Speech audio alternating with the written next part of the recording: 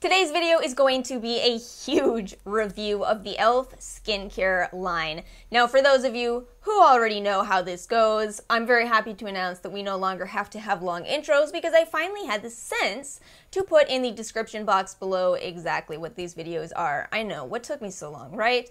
For those of you who don't, please expand the description box below so you can see what this is, what I do, all of that. I want to start this video with a little bit of information about e.l.f.'s skincare brand as a whole. So I'm sure you guys have heard of e.l.f. for their makeup line. They do make a lot of fantastic makeup that is affordable. And the skincare is absolutely some of the most inexpensive that I've seen on the market. Now, I did happen to notice in doing this that it seems e.l.f. has taken inspiration from at least themes, if not from other brands, to create their skincare. And I think this makes sense, as we do know that e.l.f. makes a lot of dupe products of makeup items. A lot of this kind of reminds me of dupes of other skincare.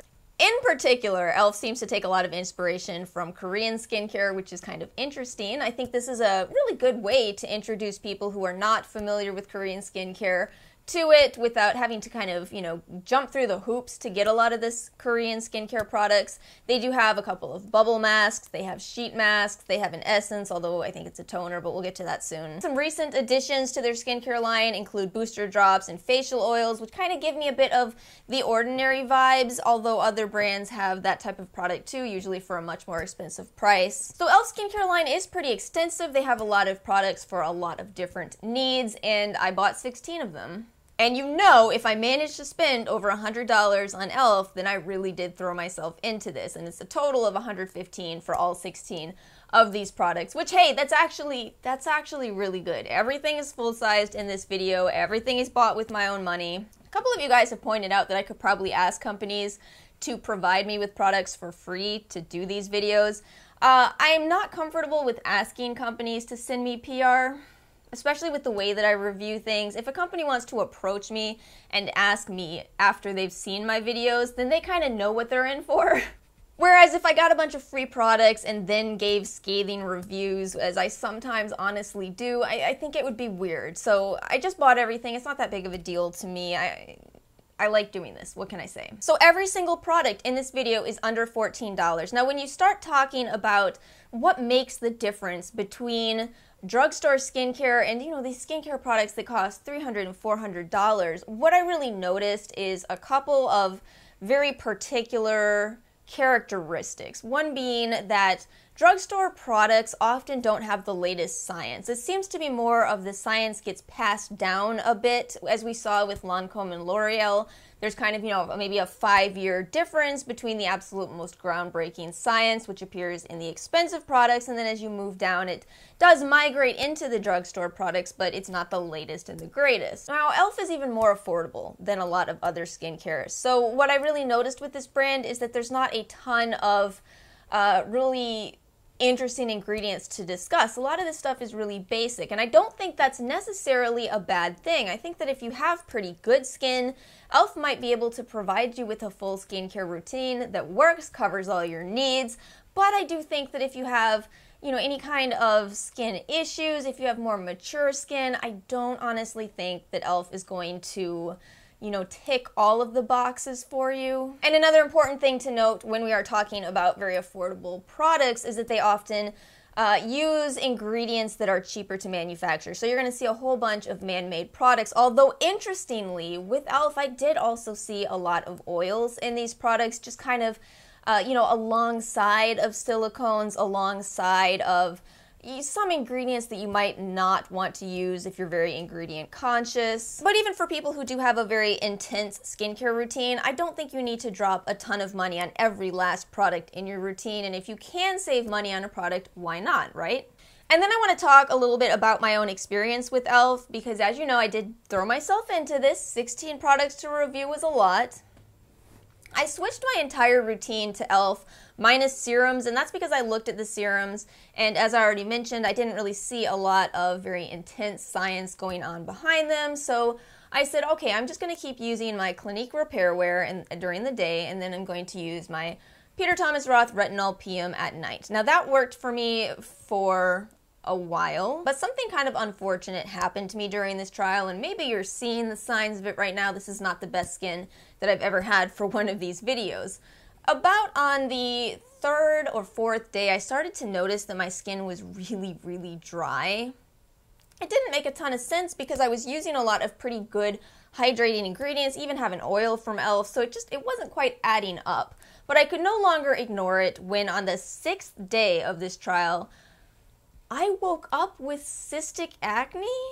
That's kind of intense to wake up with when you look in the mirror and you look like a proactive before. So I couldn't ignore it at this point. I kind of was dealing with those negative thoughts that any of you who've ever suffered from acne, you know what I'm talking about. It is hard when you look in the mirror and the face that looks back at you is so rough looking. I started reading reviews on pretty much every product, started reading the full ingredients list, did not want to play any games anymore. I wanted to find out what was going on, and I did realize that there's one particular product from this line that has a lot of 1-star reviews. And you know, it has a lot of 5-star reviews too, but what captured my interest is that those 1-star reviews discussed having cystic acne, and this is not very common. That shouldn't happen from what this product was, and it was e.l.f.'s cleanser. So at this point I said, nope, that's no longer going to be in the routine.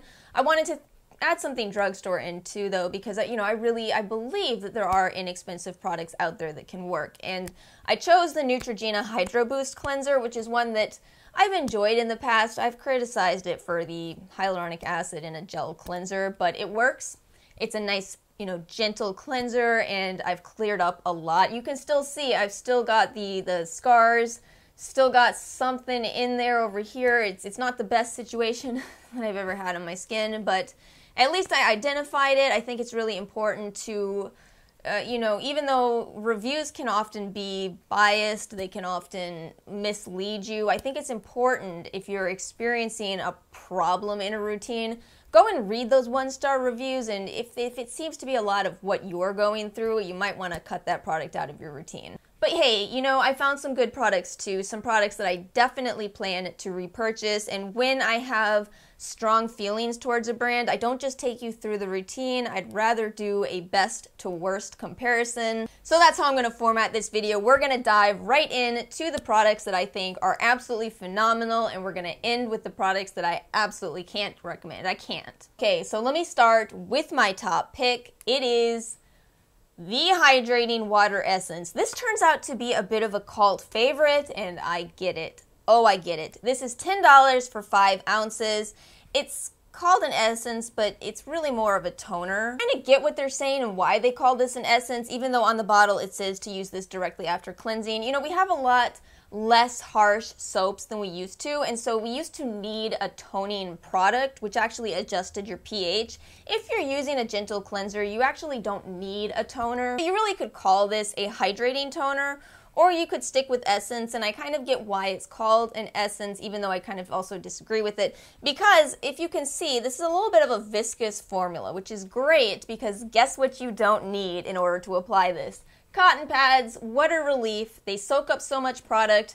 They're kind of environmentally wasteful. And honestly, this is a beautiful design. It's very luxurious in the way that it looks. I mean, you can put this up next to really expensive skincare products and it doesn't stand out as this is a cheap product, and yet it is. This product includes niacinamide, hyaluronic acid, coffee extract, all these ingredients for brightening and for hydrating. It's a lovely product, and I think that regardless of your skin type, you won't have any issue with it. My one gripe is that there is fragrance as the last ingredient in here, so it's the last ingredient. What do you want to do with it? Some people will not want it for that reason, and I can still respect that. My next pick is this facial oil, which is a fantastic facial oil. Now, something that e.l.f. does with their products, not just their skincare, but their makeup too, is they often kind of cut down the amount that you get. If you guys saw that huge controversial situation on Facebook where there was a lady talking about how mad she was at e.l.f. for selling them this $6 primer that was only a ½ ounce. It's not a huge deal. A lot of primers are 1 ounce, but also, $30, $40, $50. So while I've noticed that most oils are 1 ounce, you can't really complain too much at this one being $10 for a ½ ounce. And why I love this so much is that a lot of times with oils, the very first ingredient will be some kind of a cheaper alternative to oils instead of a naturally occurring oil. With this, the first ingredient is jojoba oil. The second ingredient is the caprylic triglyceride, which is a less expensive filler item. But then from there you see sunflower, grape, meadowfoam, rosehip, avocado, sweet almond oil. It's really a fantastic blend of oils if you're not quite sure which oil is right for you. Oil goes such a long way that, you know, I barely use half of this bottle. It's probably maybe 40% in a 2-week trial, so I'm very happy with this. I will definitely repurchase this. It was wonderful for my dry skin. I use oils pretty much on my forehead where I get the most dryness because I do have that reverse T-zone thing going on. I did not notice any breakouts with it. My breakouts were exclusively here. I can very confidently say that I did not break out from using this, and I really, really enjoyed it. My third pick is going to be the booster drops. And this is where I'm coming up with this kind of the ordinary type of vibe. This is really an intense hyaluronic acid supplement. This is that same situation where you get a little less, but it's not a bad price. It's $10 for 0.51 ounces. I like it. I'm going to repurchase it. I do really like the fact that you get more than one form of hyaluronic acid in here, and I found that it mixes beautifully with everything I tried it with. I've ended up having some sleep deprivation in these past 2 weeks, so I was using this a lot in my under eye area. Worked like a charm. Definitely a really great product. Now my fourth pick is it's weird to talk about because you guys remember how in my old videos I often griped about how often products are discontinued before I even get a chance to review them? Well, we have that situation yet again with this brush. This is their Beauty Shield brush, and it was $8, but apparently it's gone. I guess it's been replaced with a $14 brush. It does look a little bigger, but what I want to say about this is something that I reiterate very often when I'm talking about, you know, facial cleansing devices, and that is, if you feel the need to buy a Clarisonic or a Foreo or any of those, you know, $150 type of brushes, I think you should at least start by trying something like this. Something like this could potentially be all you need. I tend to think that, you know, those products have a heavy, heavy push behind them, a lot of sponsorships, a lot of just ad campaigns in general, whereas this, it does the job. You just have to work a little more, but that's it. Can you work a little more and save $142, or I guess now $136? I mean, I think you can, but that could be me. So those four that we just talked about were my top picks, my products where I really think that, you know, they're beyond good for the price. They're good products. Now I'm going to move into the kind of in-betweens, and it's not that these are bad products, it's that I think these aren't going to work for everybody, whereas I think the first four probably will. I do want to talk about the wipes next. I think that these are both good products, but I don't think they're for everybody, and I think there's a lot of confusion about how to use these, so let's break them down first. So the makeup remover wipes are $3 for 20, and these are incredibly effective for makeup removal. Now this is the version that contains fragrance. From what I understand, there is a fragrance-free version, and I will buy that going forward. But these work really, really well. If you are just trying to take your makeup off and you don't want to have to, you know, struggle with removal, these work. Now they are a bit sensitizing, but that could be because of the fragrance. So I'm going to absolutely use these up. For me, I need these to wipe off swatches. As weird as that may sound, this is going to be a staple for me because this worked better than, you know, spraying my arm down with alcohol. These are so effective. Now I don't know how many people fill up their arms with swatches, but I think a lot of people do apply makeup and then want to take it off and start all over again. I think something like this can really just, you know, help you to get there faster. It's $3. I think it's a good product. These hydrating water cleansing cloths are $4 for 20, and these don't have a good review rating right now, and I think a lot of that is because these are not intended for makeup removal, but it seems that some people have been buying them for that. No, these are not for makeup removal. This is kind of more as a micellar water replacement in the morning if you don't have a lot of time and you just kind of want to wipe your face down. This will get the job done. This is fragrance free. Now, as for whether you need something like this, I think you're better off buying a micellar water and using, if you can, reusable cloths. Just, you know, a washcloth will get the job done.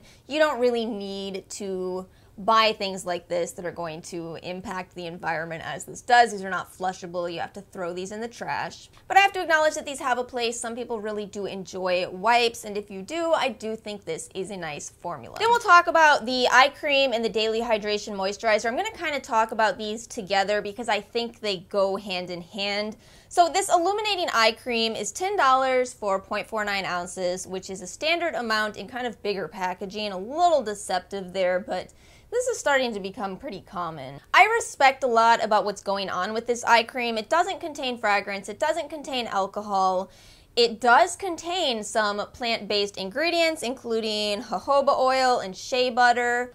Ultimately, it's a little on the basic side, and you kind of get a feel for that based off of how much e.l.f. is emphasizing the cucumber ingredient here. Cucumber is just, it's not going to really do all that much for your skin. You know, this does contain hyaluronic acid, but I believe it's the last ingredient. Right before the preservatives, which I respect, they're not parabens. They did use phenoxyethanol and ethylhexylglycerin. But as far as its ingredients, in terms of the eye area and what it's really gonna do for that eye area, it's a bit lacking.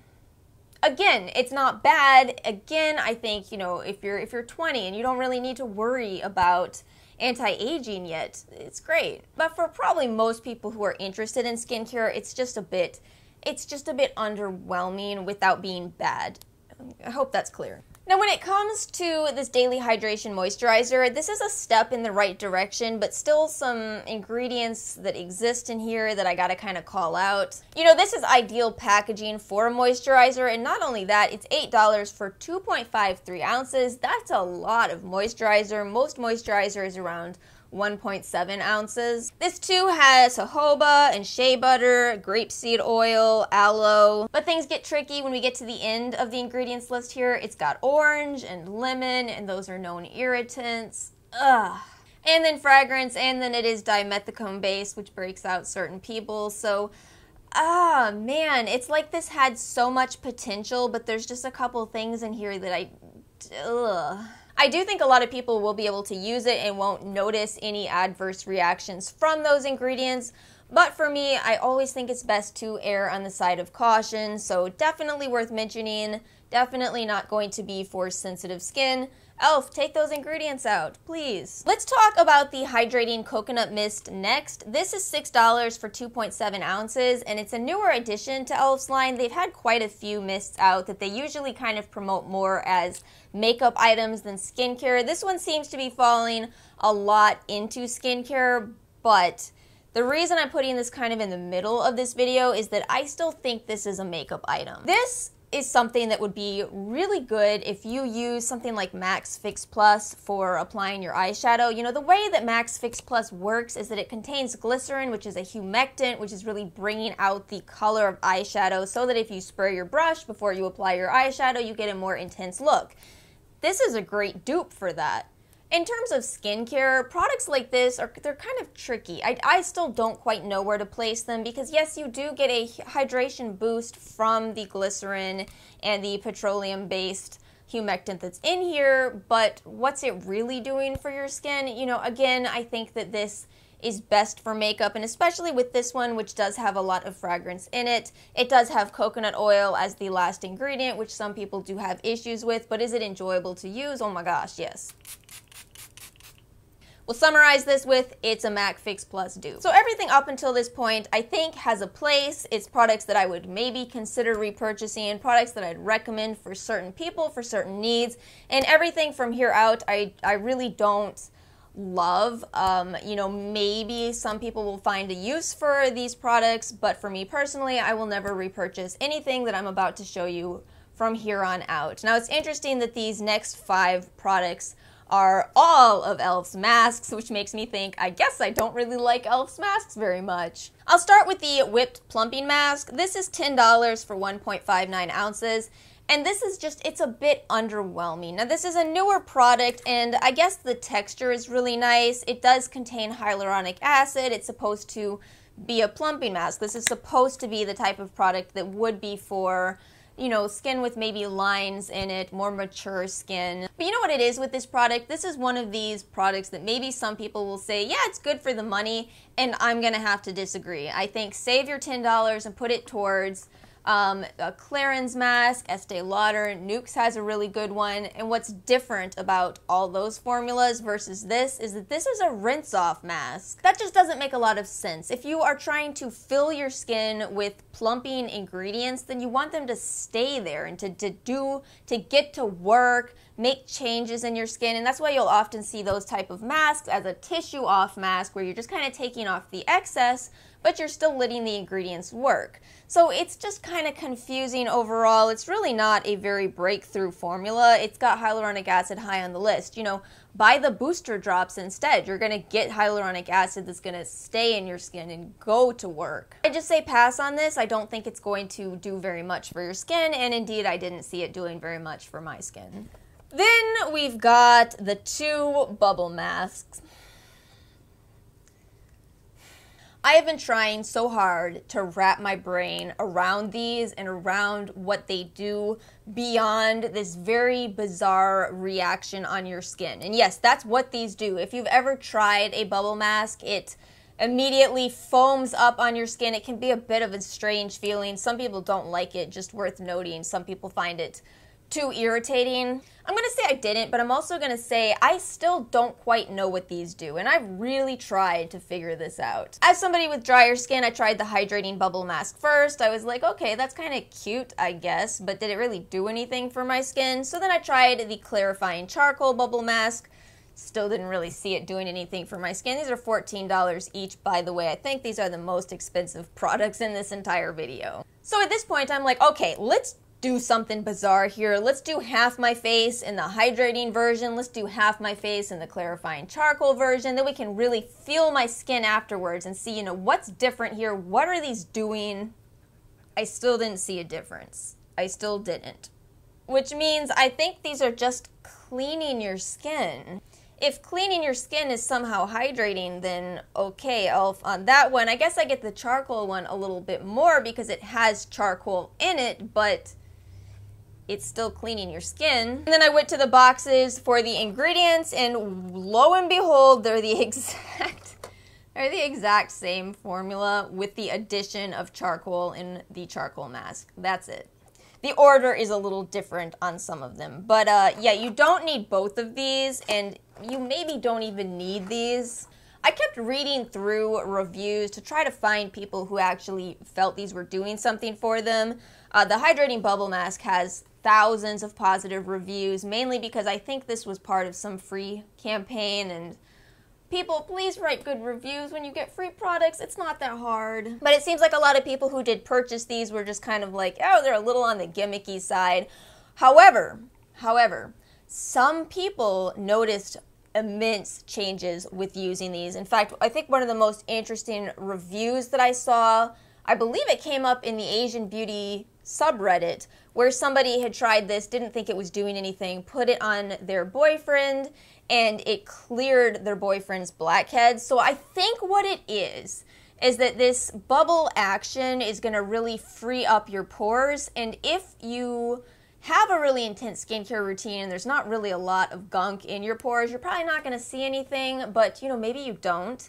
And if you don't, if your pores are very clogged, maybe the action of the bubbles will push out whatever gunk is in there. So I guess I don't want to be too hard on these products, but you're also sitting here watching a skincare review. You probably have a good skincare routine, and if that's the case, I'd pass. Then we have e.l.f. sheet masks. Now this one is the hydrating water sheet mask. It retails for $4, and I just find it a little on the underwhelming side. It doesn't have too much going on in it. It has hyaluronic acid, it has glycerin, okay. It's still a $4 mask, and there's better ones on the market. Plus it does contain lavender, which I'm unsure if you should be locking that into your skin. And that's why I rated these so low overall in e.l.f. is that when you're using a sheet mask, what it does is it locks those ingredients in. So you want to make darn sure that those are good ingredients that you want to be pushing into your skin. Then we have the Pore Refining Primer Mask. This one is only $2, and it's supposedly, you know, better than any photo filter in the App Store. I didn't really find that to be true. It is only $2, which is nice, and it does have ceramides in it, so you actually see a product from e.l.f. here that has some, you know, kind of interesting ingredients to it. But then there's a whole lot of stuff going on in here that I definitely don't recommend. The previous mask was a 10 to 15 minute one. This one is only 5 minutes, so it's almost like e.l.f. kind of recognized that, oh, maybe we shouldn't lock fragrance into people's skin. But then beyond that, you rinse this one off. That's not what you do with the sheet mask. They're supposed to be filled with a serum, which you leave on your skin. So this one it's just a pass for me. I think that you can do better with even that brand that had sent me products. What was it? Go Selly on Amazon. Those were just over $1 each, and those had a really nice formula. So, you know, there's alternatives to sheet masks that are very affordable. And we're wrapping this up with the two products that I hated. The Hydrating Gel Melt Cleanser. $10 for 1.41 ounces, and it just doesn't work. I mean, I would use this and look at my face and still see eyeshadow afterwards.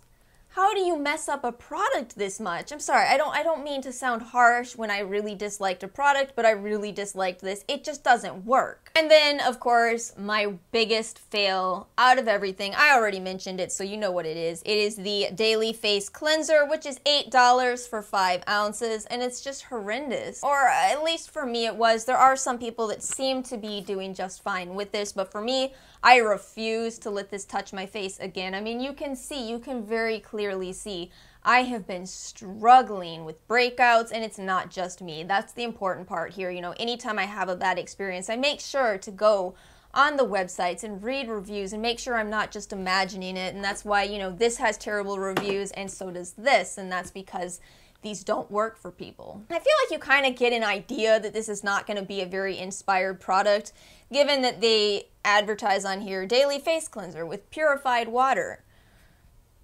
That's your selling point, e.l.f.? I too can run my tap water through a Brita filter. You know, it's not a great selling point, and it's truly a terrible cleanser. In my opinion, at least, you know, it's $8. There's so many other cleansers available at the drugstore that don't strip your skin. It was just so drying. It contains fragrance. It contains diamidinotein. And that's a formaldehyde releaser, so it's a bit of a controversial ingredient. You know, we've established that it's safe in small amounts, but even then you probably want to make sure you're careful that you don't mix it with other ingredients. I tried to avoid that ingredient. It's cheap. That's why you see it a lot. But just to wrap it all up, I just don't recommend this. If it works for you, great. For me, it's going to be a hand soap. Alright guys, I hope you found this video helpful. You know what to do if you did. Make sure you like and subscribe. Let me know in the comments below if you have tried any of these products and had a similar experience. Let me know if I missed any products, because e.l.f. does have more than I committed to in this trial. I felt like 16 was enough. And as always, thank you so much for watching, and I will see you next time. Peace out, YouTube.